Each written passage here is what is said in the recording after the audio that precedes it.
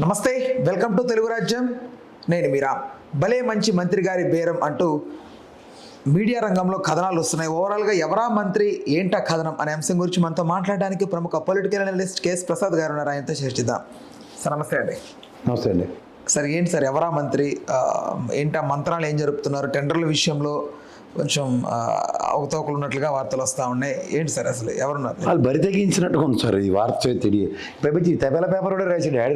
ఆడి పేపర్లో ఆడే రాసుకున్నాడు అంటే వీడికి రావాల్సింది ఏదో వీడికి వచ్చి ఉండదు. నేను వీళ్ళు మొమ్మట్లు లేకుండా చెప్పదలుచుకోండి ఈ విషయాల్లో. అలా సినిమాలో చూడండి, రానగాడు 20% తీసుకురా 30% తీసుకురా బాబు, ఎంతకాలం సిగ్గులేదురా అన్నట్టుగానే ఉంది ఇది వ్యవహారం.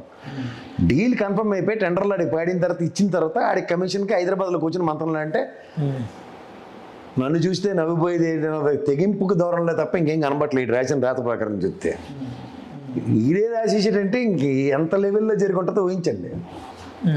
మీకు అర్థమవుతుంది.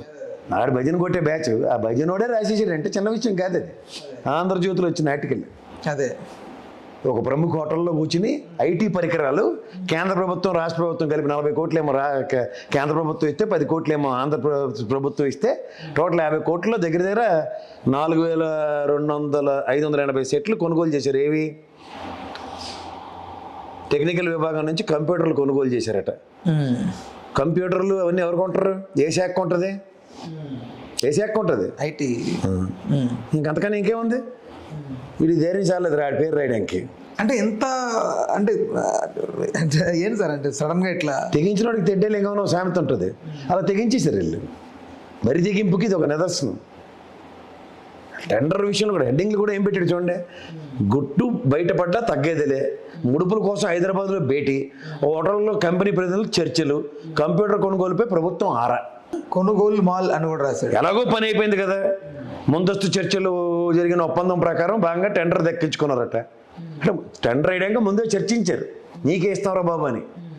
దాని అర్థం ఏంటి? ఇంకా స్టార్ హోటల్లో కూర్చుని బేరాలు ఆడేసుకొని ఎవరిదాడి బట్టు పోయారు. బేగంపేటలో స్టార్ హోటల్, బేగంపేటలో స్టార్ హోటల్ అంటే అలాదే గ్రాండ్ కాకతీయ ఇంకేటి ఉంది. లాస్ట్ టైం మా స్టింగ్ ఆపరేషన్ కూడా అందులోనే జరిగింది. గ్రాండ్ కాకతీయ అంటే స్టింగ్ ఆపరేషన్లో జర్నలిస్టులు పార్టీ స్వర్గధామం అది. లాస్ట్ టైం మూర్తి కూడా అక్కడే పట్టుకుంటారు కదా, అవక డిబేట్లో పెట్టకనే వదిలేసుకుని పోయాడు ఆ జాబ్ అయినా. ఈసారి ఈ మనోడికి సెట్ అయిందో సెట్ అవ్వలేదు. మరి రాశారంటే సెట్ అవ్వలేదని అర్థం. మొమ్మట్లేదు ఆ విషయంలో. ప్రజలు గ్రహించగలిగితే చాలు. ఈ నీతి నిజాయితీ ఆదర్శాలు బయటకు ఎప్పుడు వస్తాయంటే కమిషన్ రానప్పుడు. అసలు దీని మీద జస్ట్ ఒక ఆర్టికల్ వచ్చి కామ్గా ఉండండి సార్. డిబేట్లు అవన్నీ ఎందుకు పడవు? వాళ్ళ దగ్గర వాళ్ళు ఎందుకు పెట్టుకుంటారు అంటే ఇంత లాస్ట్ టైం డిబేట్ పెడితేనే కదా డిబేట్ క్యాన్సిల్ చేసేసి మరీ వెళ్ళిపోవాల్సి వచ్చింది, ఉద్యోగం రాజీనామా దాకా. అలాగే ఉంటాయి కూడా. అంటే ఇప్పుడు ఇది ఒక ఆర్టికల్గా వేసి ఎక్కడో పేపర్లో అది పెద్ద ఎవరు బట్ డిబేట్గా పెట్టి జనాల్లోకి ఎందుకు తీసుకెళ్ళలేదు? డిబేట్లు పెట్టి నువ్వు పెట్టావు కదా, నీకు చెప్తున్నావు కదా దానికి. అది ఓకే సార్, మందు ఓకే. బట్ ఇది మందు ఓకే అంటే శాటిలైట్ వేలో నేను శాటిలైట్ వరకు ధైర్యం చేయాలి కదా. వీళ్ళు మళ్ళీ అచ్చానే పచ్చపోసు కబుర్లు చెప్తుంటే మనం కూర్చుని వినాలి. వినండి, ఎన్ని వాళ్ళు వింటారు కాబట్టి, ఎన్ని రోజులు కాబట్టి వినండి మీరు అందరూ. నేనైతే విన్నాను, ఇలాగే చెప్తా కూడా. అంటే ఇంత డేర్గా ఎలా సార్? అది తెగిస్తే ఏముంది? తెగించడానికి రీజన్స్ ఏంటి? తెగించడానికి గల రీజన్స్ ఏంటి? ఏం చేయగలరు? నువ్వేం చేయలేవు.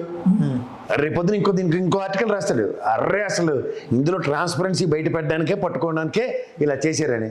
ఏం చేయగలవు నువ్వు? వాళ్ళ దగ్గర బ్రహ్మానందం గడి కదే. నువ్వు గంగతో రాంబాబు ఇలా స్లైడింగ్ వేస్తూ ఉంటు ఖచ్చితంగా. ఆడ రాసేట బ్రహ్మానందం గడి రెడీ ఇంకోటి ఉంటుంది చూడు, అలా రెడీగా ఇంకోటి ఉంటుంది వెళ్దారు. ముందస్తు వార్తలు జాగ్రత్త, ముందస్తు వార్తలు జాగ్రత్తలు వాతావరణ శాఖతో కలిపి పనిచేస్తూ ఉంటారు వీళ్ళు. ముందు ప్రమాదం హెచ్చరిక ఎగరేస్తారు, దాని కాన్సిక్వెన్సెస్ ఫేవరబుల్గా ఉన్నాయనుకోండి వెంటనే తెల్ల పవర్ ఎగరేసేస్తారు. అంటే ఇప్పుడు వీళ్ళు కూడా కొంచెం ఇటువైపు టర్న్ అయ్యారు అనుకోవచ్చు. వాళ్ళ నివురు కప్పి నిప్పులేదు. వాళ్ళని ఎవడైనా ఆడ మ్యారేడ్ అనుకుంటే దాని అంత పిచ్చితనం ఇంకోట్లేదు. దానికి లైవ్ ఎగ్జాంపుల్ కూడా చెప్పారు. షర్మిల చూడు ఎరుబాగుంది, వెళ్ళి డబ్బులు ఇచ్చుకుని బాధించుకుంది, తర్వాత ఎత్తి దబేల్ని బంగాళాఖాతంలో ఎత్తేసారు. అదేంటి ఒకటి కూడా కవర్ చేయరేటని ఆవిడ చెప్తుంది. డబ్బులు ఎత్తిన కవర్ చేస్తారు వాళ్ళు. ఇంకేటి కావాలి? ఇంకెన్ని చెప్పమంటావు? నువ్వు ఏది అడిగినా అదే సమాధానం ఉంటుంది. అంటే బ్యాలెన్సింగ్ రాజకీయాలా? బ్యాలెన్సింగ్గా వాళ్ళక్కడ వాళ్ళకి ఫేవరబుల్గా ఉన్న రాజకీయాలే చేస్తారు వాళ్ళు. ఆడికి ఎవరికొకరికి భజన కొట్టాలని ఉంటుంది ఫిక్స్డ్ ఎజెండా. ఆ ఫిక్స్డ్ ఎజెండాలో యువతల పక్క రంగు వేసినట్టు కనబడతారు, ఆ రంగు వెనకాల మర్మం వేరు.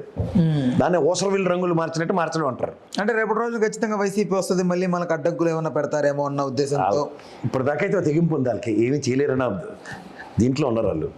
గతంలో కర్నూలు కోర్టులో వాళ్ళకి వాయిదాలకు పిలిచినప్పుడు కూడా 3 కంటికి తెలియకుండా కాలక్షేపం చేసుకుని రాగలిగేంత సామర్థ్యాలు ఉన్నాయి వాళ్ళ దగ్గర. అప్పుడు వైఎస్ఆర్సీపీ ఉండి కూడా వాళ్ళు ఎవరు పట్టించుకోలేదు. అలాంటి ధైర్యాలన్నీ వాళ్ళకు ఉండి ఇప్పుడు ఏమీ అవదన్న భరోసాలో ఉన్నారు వాళ్ళు.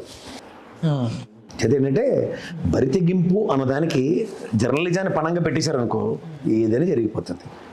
ఇక్కడ ఒకసారి అప్పుడప్పుడు అన్నమాట మైక్ టెస్టింగ్ 1 2 3 లాగా చూసారా, మేము రాసాం వార్త. ఆ వార్త చూసి అయ్యి మనం నీళ్ళతోటి పరవశించిపోతుంటాడు. అయ్యో బాబోయ్ ఎంత బాగా రాసేసారు వాళ్ళని. వెనకాల పెద్ద గొయ్యితవి రెడీగా ఉంటారు అక్కడ. బ్లాక్ మెయిలింగ్ రాజకీయాలు ఇవన్నీ తెరలేపేశారు ఎప్పుడో. రామారావు గారిని వదలలేదయ్యా, మనం అందరం ఎంత ఆఫ్టర్ వాళ్ళు. మానబోడు రామారావు గారిని వదలలేదు వాళ్ళు, ఎంత దిగజారిపోయారు. ఎందుకు ఇప్పుడున్న బీజేపీ వాళ్ళే, వాళ్ళు బీజేపీ వాళ్ళు వీళ్ళు నటిస్తుంటే వాళ్ళు ఎర్రబాగులుగా అవునా నిజమైన సంబరమాచార్యులు ఉన్నారు. వాళ్ళ మీద వీళ్ళు చేసిన హేళనలు ఎన్ని కాదు. ఇదంతా ఒక non sense is taking place in journalism. హ్యాపీగా చాలామందికి అది నచ్చుతుంది, మనం ఏం చేయలేము దాంట్లో. విలువలు విశ్వసనీయత ఎప్పుడో తిరోధకాలు వదిలేశారు, కులపరంగా దాళ్ళు. అంటే జర్నలిజం అనేది ఈజ్ ఈక్వల్ టు పాలిటిక్స్. అంటే పొలిటిషియన్ దాంతో కలిసిపోతే ఏమవుతుంది, కొయిలేషన్ పాలిటిక్స్ అయిపోతాయి. ఇప్పుడు జర్నలిస్ట్ చేసే పని ఏంటి, పాలిటిక్స్లో ఉన్న కల్మషాన్ని బయటికి తీసి ప్రజలకు చెప్పడం. వీళ్ళే కలిసిపోతే 2 కత్తులు ఒకే వాళ్ళలో ఉన్న టైంలో ఇప్పుడు 2 కత్తులు ఉన్నాయి కదా సార్. ఇప్పుడు అంటే ఒక రకంగా ఇప్పుడు ఆ బ్యాగ్కి 2 జిప్పులు ఉన్నట్టు 2 ఓవర్లు ఉన్న కత్తి పౌచే తీసుకొచ్చి పెట్టుకుంటున్నారు వాళ్ళు. నువ్వేమో చిన్నపిల్లలు చేసి ఒక కత్తి, ఒక ఓవర్లో 2 కత్తులు ఉండడం ఇలాంటివన్నీ పెట్టకథలు చెప్పుకొని తిరుగుతున్నారు. ఆడేమో 2 కలిపి పౌచులు దగ్గర చూపిస్తున్నాడు, దగ్గొట్టం అని. అంటే దీనికి కారణం ఏంటి? జనాలు వెర్రివేదవులని, జనాలు ఏమీ చేయలేరని. ప్రజాస్వామ్యంలో ఒకసారి ఎలక్షన్ అయిన తర్వాత వాళ్ళని ఏమీ చేయలేరన్న ధైర్యానికి ఈ ఎదవలు తోడవుతున్నారు. అంతకన్నా నీకేం లేదు. 5 సంవత్సరాలు ఉంది టైము, 5 సంవత్సరాలు ఉంది. తర్వాత రాజోడు మంత్రివాడు మీరైతే ఏం చేయలేరు ఎర్రమోలొక్కలన్న ధైర్యంతో రాస్తారు ఇలాంటి రాతలు, ఇలాంటి చేతలు. 4.5 సంవత్సరం కోడికి ఏకలు కదా నాకు తెలియకడుతాను. ఈ ఇంత రెడ్ హ్యాండెడ్గా ఇంత కమాండింగ్ వార్త రాసినాడు, ఆడెవడో పేరు రాసి ప్రజాస్వామ్య బాహుళ్యంలో నిలబెట్టవలసిన బాధ్యత ఇడికి లేదు. అదే సరే, ఇప్పుడు 4.5 సంవత్సరం అక్కడే తెలిసిపోతుంది కదా నీకు విశ్వసనీయత ఏంటో. 4.5 సంవత్సరం కోడికి ఏకలు బీకి ఒక 6 నెలలు నూకలు జల్లితే ఆ పీకిని నిప్పంతా పోద్ది అన్నట్లుగా, అంతేనా ప్రభుత్వ వైఖరి? అవేమీ కాదు. నేను ఎన్నిసార్లు చెప్పినా ప్రజలు జడ్డి వాళ్ళు ఏమీ చేయలేరన్న ధైర్యం వాళ్ళకి, అవతల పొలిటీషియన్స్కి అవతల జర్నలిస్టులకి. ఈ ధైర్యంతో వాళ్ళు బతికేస్తున్నారు. జర్నలిజం అంటే కలంకున్న బలం చూపెట్టడం కదా సార్. బట్ ఈ రోజున ఆ కలం అనేది కలంకున్న బలహీనతను చూపిస్తున్నారు, కలంకుండే బలం కన్నా. దాన్ని మనం ఏం చేయలేము. Thank you sir. Hello, Telugu రాజ్యం ఛానల్ చూస్తున్నారా? సామాజిక రాజకీయ జీవన చిత్రణే తెలుగు రాజ్యం. అతిశయోక్తులు అసత్యాలు ఉండవు. రాజకీయ కోణం కాదు, ప్రజా కోణమే కొలబద్ద.